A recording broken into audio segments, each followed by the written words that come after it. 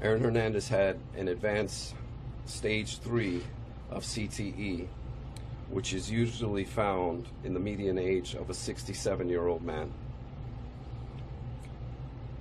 I will say, for lawyers representing athletes of contact sports, that this is something you should definitely consider having your clients take some of the presumptive tests that are available.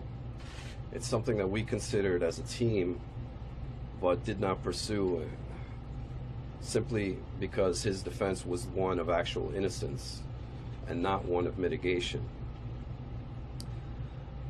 It's something I deeply regret.